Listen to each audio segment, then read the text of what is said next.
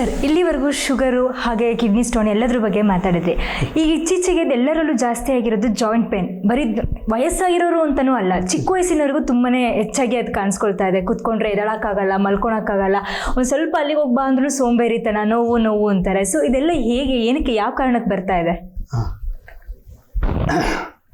ಅಮ್ಮ, ಇಲ್ಲಿ joint pain ಅಂದಾಗ ಚಿಕ್ಕ ವಯಸ್ಸವರು, ದೊಡ್ಡ ವಯಸ್ಸು ಅಂತ ಲಿಮಿಟ್ಟು ಇಲ್ಲದೆ ರೋಗ ರುಜಿನಗಳು ಮನುಷ್ಯರನ್ನು ಕಾಡ್ತಾ ಇರೋದಕ್ಕೆ ಕಾರಣ ಸುಮಾರಿದೆ. ಅದರಲ್ಲಿ ಒಂದು 40 ವರ್ಷ ದಾಟಾದಮೇಲೆ ಮಂಡಿ ನೋವು ಬರೋದು ಬೇರೆ.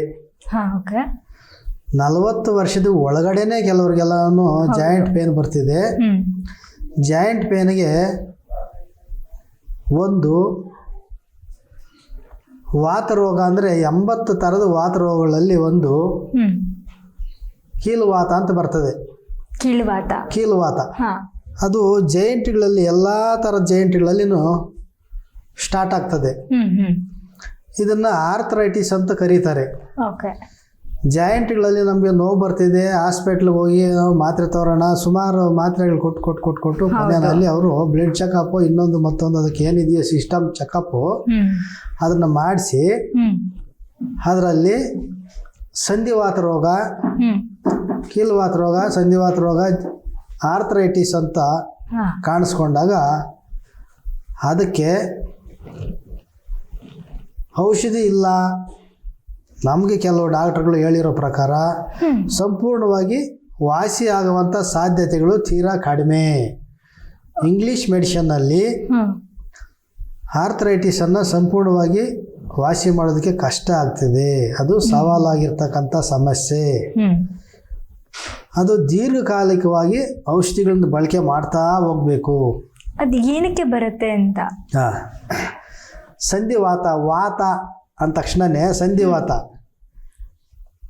ಈ ನಮ್ಮ ಶರೀರದಲ್ಲಿ ಗಾಳಿ, ವಾತ ಅಂದರೆ ಗಾಳಿನೇ, ವಾತ, ಪಿತ್ತ, ಕಫ ತ್ರಿದೋಷಗಳು ಸಮಾಂತರದಲ್ಲಿದ್ದರೆ ಸಮಸ್ಯೆ ಇರೋದಿಲ್ಲ.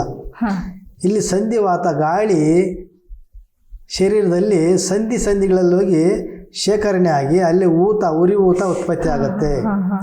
ಜಾಯಿಂಟ್ಗಳಲ್ಲಿ ಯಾವಾಗ ಉರಿ ಊತ ಉತ್ಪತ್ತಿ ಆಗುತ್ತೋ ಅಲ್ಲಿ ಎಕ್ಸ್ಟ್ರಾ ಮಾಂಸ ಬೆಳೆಯುತ್ತೆ. ಅಲ್ಲಿ ಕರೆಕ್ಟಾಗಿ ಆ ಬೇರಿಂಗ್ ಇರೋ ಕಡೆ ಎಕ್ಸ್ಟ್ರಾ ಏನಾದರೂ ಇದ್ದಾಗ ಆ ಬೇರಿಂಗು ಮೂವಿಂಗ್ ಆಗೋದಕ್ಕೆ ಅಲ್ಲಿ ಕಷ್ಟ ಆಗುತ್ತೆ, ನೋವು ಉತ್ಪತ್ತಿ ಆಗುತ್ತೆ. ಅಲ್ಲಿ ದಪ್ಪ ಆದಾಗ ಕಷ್ಟ ಆಗುತ್ತೆ. ಇಲ್ಲಿ ವಾತರೋಗಗಳಲ್ಲಿ 80 ಥರ ವಾತರೋಗಗಳು, ಆಯುರ್ವೇದ ಪ್ರಕಾರ, ಸಿದ್ಧವೈದ್ಯದ ಪ್ರಕಾರ 80 ಥರ ವಾತರೋಗಗಳಲ್ಲಿ ಯಾವ್ಯಾವ ವ್ಯಕ್ತಿಗೆ ಯಾವ ವಿಧವಾದ ವಾತರೋಗ ಇದೆ ಅನ್ನೋದನ್ನು ತಿಳ್ಕೊಂಡು ಟ್ರೀಟ್ಮೆಂಟ್ ಮಾಡಬೇಕಾಗತ್ತಮ್ಮ. ಪ್ರಧಾನವಾಗಿ ದೊಡ್ಡ ಜಾಯಿಂಟ್ಗಳಲ್ಲಿ ಬರೋದು ಬೇರೆ,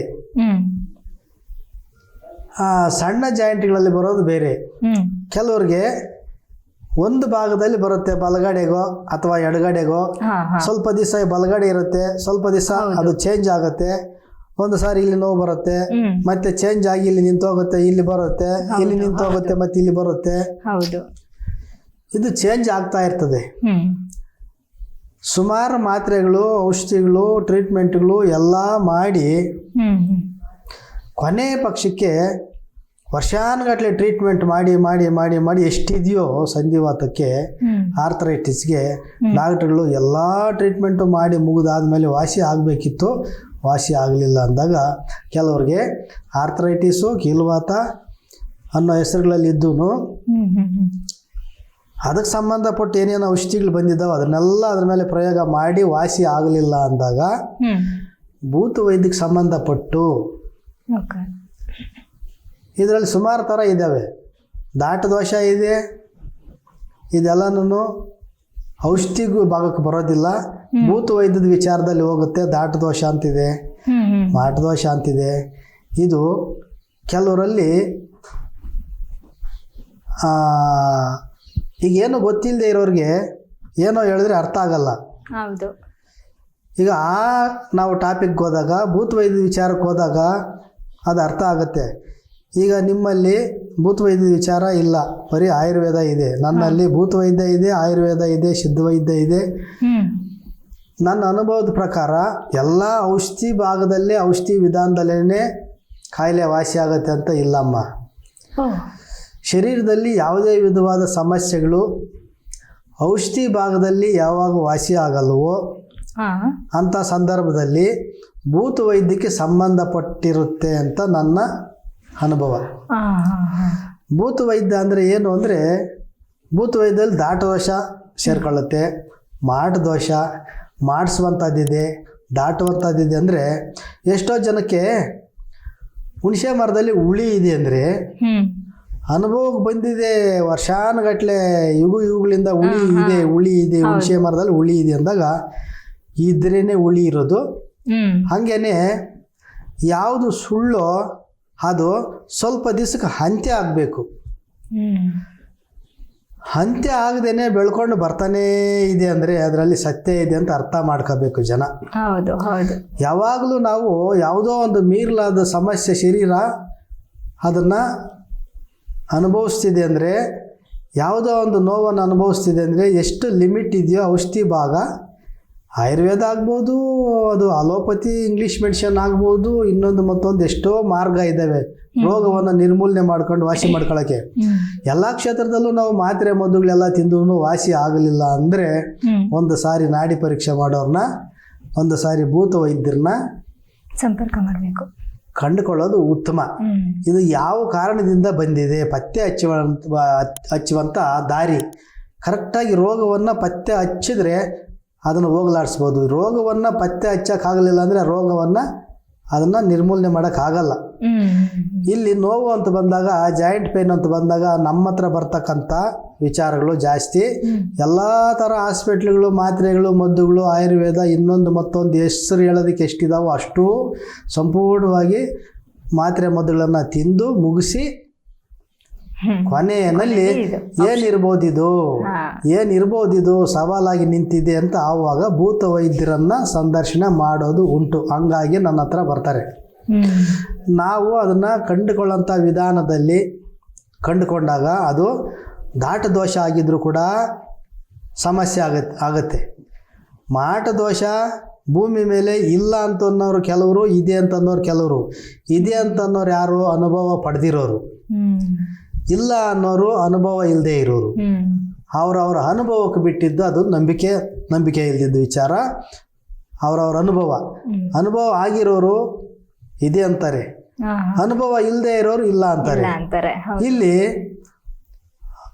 ನಂಬಿಕೆ ಅಪನಂಬಿಕೆ ಪ್ರಶ್ನೆ ಪಕ್ಕಕ್ಕಿಟ್ರೆ ರೋಗಿ ಅನುಭವಿಸ್ತಾ ಇರ್ತಕ್ಕಂಥ ಸಮಸ್ಯೆ ದೂರ ಆಗೋದಕ್ಕೆ ಒಂದು ದಾರಿ ಮಾಡ್ಕೋಬೇಕೇ ಹೊರತು ನಂಬಿಕೆ ಅಪನಂಬಿಕೆ ಅಲ್ಲಿ ತೆಗೆದು ಪಕ್ಕಕ್ಕೆ ಇಡಬೇಕು. ರೋಗಿ ಮನೆಯವರಾಗಲಿ ರೋಗಿ ಆಗಲಿ ಏನು ಬೇಕು? ರೋಗ ದೂರ ಆಗಬೇಕು. ಅದು ಮಾಟದೋಷನೋ, ಮಂತ್ರದೋಷನೋ, ಇನ್ನೊಂದು ದೋಷನೋ, ಮತ್ತೊಂದು ದೋಷನೋ, ಯಾವುದೇ ಚಿಕಿತ್ಸೆಗೆ ಬಗ್ಗದೇ ಇರತಕ್ಕಂಥ ಸಮಸ್ಯೆ ಭೂತ ವೈದ್ಯದಲ್ಲಿ ದಾಟದೋಷನ ಶುದ್ಧೀಕರಣ ಮಾಡಿದ್ರೆ ಅದು ಹೋಗುತ್ತೆ ಅಂದಾಗ ಎಷ್ಟೆಲ್ಲ ಚಿಕಿತ್ಸೆಗಳು ಮಾಡ್ಕೊಂಡು ಅದರಲ್ಲಿ ಗುಣ ಕಾಣಿಸ್ದೇ ಇದ್ದಾಗ ಇದೊಂದು ಮಾಡಿಸಿ ನೋಡಿದ್ರೆ ಏನು ಅದರಲ್ಲಿ ಹೋಗ್ಬಿಟ್ರೆ ಅವಾಗ ಏನಂತಾರೆ ಅವರು ಅನುಭವಿಗಳು? ಹೌದು ಸತ್ಯ, ದಾಟದೋಷ ಆಗಿತ್ತು ಅಥವಾ ಮಾಟದೋಷ ಆಗಿತ್ತು, ನಮಗೆ ಹೋಯಿತು. ಅವಾಗ ಅವರು ಅನುಭವಸ್ಥರಾಗ್ತಾರೆ. ಅವರು ಅವಾಗ ಆ ಸಮಸ್ಯೆಯಿಂದ ಹೊರಗಡೆ ಬರ್ತಾರೆ. ಇದು ಅವರ ಅನುಭವ. ಮುಂಚೆನೇ ಗೊತ್ತಾಗಲ್ಲ. ಎಲ್ಲ ಔಷಧಿಗಳೆಲ್ಲ ಮಾಡಿ ನೋಡಿದ ಮೇಲೆ ಲಾಸ್ಟಲ್ಲಿ ಈ ಫೀಲ್ಡ್ಗೆ ಇಳಿಯೋದು ರೋಗಿಗಳು. ಏನೋ ಅನುಮಾನ ಬರ್ತಿದೆ ಅಂತ. ಹೀಗಾಗಿ ಜಾಯಿಂಟ್ ಪೇನ್ ಚಿಕ್ಕ ವಯಸ್ಸಲ್ಲೇ ನಾನಾ ರೀತಿಯಲ್ಲಿ ಬರ್ತದೆ. 40 ವರ್ಷ ದಾಟಾದ್ಮೇಲೆ ಬರ್ತಕ್ಕಂಥ ಜಾಯಿಂಟ್ ಪೇನು ಗ್ರೀಸ್ ಖಾಲಿಯಾಗಿ ಯಾರ ಶರೀರದಲ್ಲಿ ಹೀಟ್ ಜಾಸ್ತಿ ಇರುತ್ತೋ ಅವ್ರಿಗೆ ಹೀಟಿಂದ ವಾತ ಪಿತ್ತ ಕಫ ಪಿತ್ತ ಶರೀರ ಯಾರಿಗಿದೆಯೋ ಅವ್ರಿಗೆ ಬಾಡಿನಲ್ಲಿ ಹೀಟ್ ಜಾಸ್ತಿ ಇರುತ್ತೆ. ಗ್ರೀಸು ಬರ್ನಿಂಗ್ ಆಗಿರುತ್ತೆ. ಚಿಕ್ಕ ವಯಸ್ಸಿಗೆ ಗ್ರೀಸ್ ಬರ್ನಿಂಗ್ ಆಗಿರುತ್ತೆ ಒಂದು ಕಾರಣ. ಗ್ರೀಸ್ ಖಾಲಿ ಆದಾಗ ಹಂಗೆ ಅವರು ವಾಕ್ ಮಾಡ್ತಾ ಕಾಲಕ್ರಮೇಣ ಮೂಳೆಗಳು ಸವಿಯೋಕ್ಕೆ ಸ್ಟಾರ್ಟ್ ಆಗುತ್ತೆ. ಕಾಲುಗಳಲ್ಲಿ ನೀಟುವಾಗ ಮುಡ್ಚುವಾಗ ಸೌಂಡ್ ಆಗುತ್ತೆ. ಈ ಸೌಂಡ್ ಆದಾಗ ಅಂದ್ಕೋಬೇಕು ಗ್ರೀಸ್ ಖಾಲಿ ಆಗ್ತಿದೆ ಅಂತ. ಗ್ರೀಸ್ ಖಾಲಿ ಆಗೋಕ್ಕಿಂತ ಮುಂಚೆ, ಮೂಳೆ ಸವಿಯೋದಕ್ಕಿಂತ ಮುಂಚೆ ಅಲ್ಲಿ ಗ್ರೀಸ್ ಉತ್ಪತ್ತಿ ಮಾಡೋಂಥ ಆಹಾರದ ಪದಾರ್ಥಗಳಾಗಲಿ ಔಷಧಿ ರೂಪಗಳಾಗಲಿ ತಗೊಂಡಾಗ ಮತ್ತೆ ಹೋಗಿರ್ತಕ್ಕಂಥ ಗ್ರೀಸು ಮತ್ತೆ ಉತ್ಪತ್ತಿ ಆಗತ್ತೆ. ಏನು ನೋವೇನಿಲ್ಲ, ಸವಣ್ಣಾಗತ್ತೆ, ಏನು ಮಾಡುತ್ತೆ ನನ್ನನ್ನು ಅಂತಂದ ಹೇಳಿದ್ರೆ ಮೂಳೆ ಸೌದೋಗಿ ಇಲ್ಲಿಂದ ಆಚೆಯಿಂದ ಮನೆಗೆ ಬರೋಷ್ಟೊತ್ತು ತಡಿಯೋಕ್ಕಾಗಲ್ಲ ನೋವು, ಆಮೇಲೆ ಪೈನ್ ಕಿಲ್ಲರು. ಸರ್ ಕೆಲವೊಮ್ಮೆ ನಾವೇ ಕುತ್ಕೊಂಡು ಎದಾಳುವಾಗ ಟಕ್ ಅಂತ ಒಂದು ಸೌಂಡ್ ಬರುತ್ತಲ್ಲ, ಅದೆಲ್ಲ ಏನು ಅಂದರೆ ನನ್ನ ತಮ್ಮಂಗೆ ಆಗಲಿ ಕೆಲವೊಂದ್ಸತಿ ಏನಾಗುತ್ತೆ ಇಂಚೂರಿಗೆ ನಡೀತಿದ್ರೆ ಸಾಕು ಟಕ ಟಕ ಟಕ ಟಕ ಅಂತ ಸೌಂಡ್ ಬರ್ತಿರುತ್ತೆ. ಅದೇ ಅಮ್ಮ ವಾತ ಶರೀರ. ಅದು ವಾತ ಶರೀರ ಇದು ವಾತ ಶರೀರ, ಅದು ವಾತ ರೋಗಕ್ಕೆ ಸಂಬಂಧಪಟ್ಟು ವಾತ ಪಿತ್ತ ಎರಡೂ ಮಿಕ್ಸ್ ಆದಾಗ ಚಿಕ್ಕ ವಯಸ್ಸಿಗೇನೆ ನೋವುಗಳು ಬರ್ತದೆ. ವಾತ ಪಿತ್ತ ಎರಡೂ ಸೇರ್ಕೊಂಡಿದೆ ಆ ಶರೀರದಲ್ಲಿ ಅಂದರೆ ಅವ್ರಿಗೆ ಒಂದು ಕಡೆ ವಾತ ಗಾಳಿ ಸೇರ್ಕೊಂಡಿರ್ತಕ್ಕಂಥದ್ದು, ಇನ್ನೊಂದು ಕಡೆ ಪಿತ್ತ ಹೀಟ್ ಜಾಸ್ತಿ ಇರ್ತಕ್ಕಂಥದ್ದು, ಎರಡೂ ಮಿಕ್ಸ್ ಆಗಿ ಈ ಸಮಸ್ಯೆಗಳು ಬರ್ತಕ್ಕಂಥದ್ದು ಸೈನ್ಸ್ ಪ್ರಕಾರ, ಆಯುರ್ವೇದ ಪ್ರಕಾರ ನಮ್ಮ ಅನುಭವಕ್ಕೆ ಬಂದಿರತಕ್ಕಂಥ ವಿಚಾರ ಇದು. ಇದಕ್ಕೇನು ಮಾಡಬೇಕು? ಈ ವಾತ ಮತ್ತು ಪಿತ್ತವನ್ನು ಡೌನ್ ಮಾಡ್ಕೋಬೇಕು. ಅಲ್ಲಿ ಆಹಾರ ಸೇವನೆಗಳು, ಗ್ರೀಸ್ ಉತ್ಪತ್ತಿ ಆಗುವಂಥದ್ದು ಸೇವನೆಗಳು ಏನು, ಈಗ ಬೇರಿಂಗ್ಗೆ ನಾವು ಗ್ರೀಸ್ ಹಾಕಿದ್ರೆ ಕಿರ ಸೌಂಡ್ ಹೋಗಿ ಮತ್ತೆ ಫ್ರೀ ಆಗಿ ಬೇರಿಂಗ್ ಯಾವ ಥರ ತಿರುಗುತ್ತೋ ಆ ಥರ ಅಲ್ಲಿ ಗ್ರೀಸ್ ಖಾಲಿ ಆಗಿದೆ. ಗ್ರೀಸ್ ಉತ್ಪತ್ತಿ ಆಗುವಂಥದ್ದು ಜೊಲ್ಲು, ಎರಡು ಕೀಲುಗಳ ಮಧ್ಯದಲ್ಲಿ ಜೊಲ್ಲು ಯಾವಾಗ ಕಡಿಮೆ ಆಗಿರುತ್ತೋ ಅವಾಗ ಸೌಂಡ್ ಬರುತ್ತೆ. ಅದು ವಾತ ಪಿತ್ತ ಎರಡೂ ಮಿಕ್ಸ್ ಆಗಿರ್ತಕ್ಕಂಥ ಶರೀರ. ಯಾವ್ಯಾವ ಪದಾರ್ಥಗಳಲ್ಲಿ ಇದಿದೆ? ಈಗ ಒಳ್ಳೆ ಎಳ್ಳು, ಓಕೆ, ಅತಿಯಾಗಿ ಕ್ಯಾಲ್ಸಿಯಂ ಇರ್ತಕ್ಕಂಥ ವಸ್ತು ಒಳ್ಳೆ ಎಳ್ಳು, ಉದ್ದಿನಬೇಳೆ, ಓಕೆ, ಅಕ್ಕಿ. ಓಕೆ, ಅಕ್ಕಿ ಯಾವಾಗೋ ಊಟದಲ್ಲಿ ಸೇವನೆ ಮಾಡೋದು ಬೇರೆ, ಯಾವಾಗೂ ಅನ್ನ ತಿಂತಾ ಇರ್ತೀವಿ ನಮಗೆ ಕ್ಯಾಲ್ಸಿಯಂ ಹೋಗ್ತಾ ಇದೆ ಅಂತಲ್ಲ. ಈಗ ಮೇಲೆ ಹಚ್ಚತಕ್ಕಂಥ ಔಷಧಿಗಳಲ್ಲಿ ಉದ್ದಿನಬೇಳೆ ನೀರಲ್ಲಿ ಹಾಕಿ ನೆನೆಸಿ, ಅಕ್ಕಿ ಅದ್ರ ಜೊತೆಯಲ್ಲಿ ಹಾಕಿ ನೆನೆಸಿ ನಾವು ಇಡ್ಲಿಗೆ ನಾವು ಏನು ಮಾಡ್ತೀವಿ ಆ ಥರ ಪೇಸ್ಟ್ ಮಾಡಿ ಅದರಲ್ಲಿ ವಜ್ರವಲ್ಲಿ ಅಂತ ಒಂದು ಗಿಡಮೂಲಿಕೆ ಇದೆ. ವಜ್ರವಲ್ಲಿ ಅದರಲ್ಲಿ ಕೂಡ ಗ್ರೀಸು ಉತ್ಪತ್ತಿ ಆಗುತ್ತೆ, ಜೊಲ್ಲು ಇದೆ, ಮತ್ತು ಅದರಲ್ಲಿ ಕ್ಯಾಲ್ಸಿಯಮು ಅತಿಯಾಗಿ ಕ್ಯಾಲ್ಸಿಯಮು ಇದೆ. ಈ ಮೂರನ್ನು ಹರಿದ್ಬಿಟ್ಟು ಎಲ್ಲಿ ನೋವಿದೆಯೋ ಅಲ್ಲಿ ಪೊಟ್ಟು ಹಾಕ್ತಾ ಬರ್ತಾ ಇದ್ರೆ ಅದರಲ್ಲಿ ನೋವು ಕಡಿಮೆ ಆಗುತ್ತೆ, ಜೊಲ್ಲು ಉತ್ಪತ್ತಿ ಆಗುತ್ತೆ. ಒಳ ಸೇವನೆಗೆ ಅದು ವಜ್ರವಳ್ಳಿ ಗಿಡ ಎಲ್ಲಿ ಅದು? ಗೂಗಲ್ ಅಲ್ಲಿ ಸರ್ಚ್ ಮಾಡಿದ್ರೆ ವಜ್ರವಲ್ಲಿ ಕಾಣುತ್ತೆ. ಮತ್ತೆ ಆ ಗೂಗಲ್ ಅಲ್ಲಿ ಸರ್ಚ್ ಮಾಡಿದಾಗ ವಜ್ರವಲ್ಲಿ ಅಂತ ಹೊಡೆದ್ರೆ ಅದು ಕಾಣುತ್ತೆ, ಬಳ್ಳಿ ತರ ಇರ್ತೈತೆ. ಅದು 2 ಮಖ 3 ಮಖ 4 ಮಖ ಇರ್ತೈತೆ ವಜ್ರವಲ್ಲಿ ಪ್ಲಾಂಟು. ಅದನ್ನ ಗೂಗಲ್ ಅಲ್ಲಿ ಸರ್ಚ್ ಮಾಡಿದಾಗ ಅದು ಕಾಣಿಸಿದಾಗ ಆ ಸತಿಗೆ ನಾನು ತರ್ತಿದ್ದೆ, ಸಿಗ್ಲಿಲ್ಲ. ತಂದಿದ್ರೆ ನಾನು ನೆಕ್ಸ್ಟ್ ಟೈಮ್ ಬೇಕಾದ್ರೆ ನಾನು ಈ ಥರ ಮಾಡಬೇಕಾದ್ರೆ ಅದಕ್ಕೆ ಸಂಬಂಧಪಟ್ಟ ಗಿಡಮೂಲಿಕೆಗಳು ಇಟ್ಕೊಂಡೆ ತೋರಿಸ್ತೀನಿ. ನೋಡಿದ್ರೆ ಅದು ನೀವು ಪ್ರಜೆಗಳು ಎಲ್ಲಾದರೂ ನೋಡಿರ್ತಕ್ಕಂಥ ನೆನಪುಗಳು ಅವ್ರಿಗೆ ಆಗ್ತದೆ. ಇಂಥ ಕಡೆ ಇದೆ, ನಾನು ಗೂಗಲಲ್ಲಿ ಸರ್ಚ್ ಮಾಡಿದರೆ ವಜ್ರವಲ್ಲಿ ಯಾವ ಥರ ಅಂತ ಈ ಥರ ಇದೆ, ಇದು ನಾನು ಎಲ್ಲೇ ಒಂದು ಕಡೆ ನೋಡಿದ ನೆನಪಾಗುತ್ತೆ ವಜ್ರವಲ್ಲಿ. ಅದು ಎಲ್ಲ ಮನೆಗಳಲ್ಲಿ ಪ್ಲಾಂಟ್ ಆಗಿ ಬೆಳೆಸ್ತಿದ್ದಾರೆ, ಡಿಸೈನ್ಗಾಗಿ ಬೆಳೆಸ್ತಿದ್ದಾರೆ, ಅದನ್ನು ಬೆಳೆಸ್ತಿದ್ದಾರೆ. ಡಿಸೈನು ಇರ್ತೈತೆ, ಅದನ್ನ ಈ ತರ ಬಳಕೆ ಮಾಡ್ಕೋಬಹುದು. ಬರೀ ಡಿಸೈನ್ ಅಂತ ತಿಳ್ಕೊಂಡಿದ್ದಾರೆ.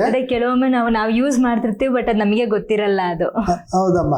ಈ ಥರ ನೋಡಿದಾಗ ಅದು ಇಂಥದಕ್ಕಾಗತ್ತೆ ಹೇಳಿದ್ದಾರೆ, ಇದು ಬಳಸಬೇಕು ಅಂತ. ಅದನ್ನು ಮೇಲೆ ಸಿಪ್ಪೆ ತೆಗೆದು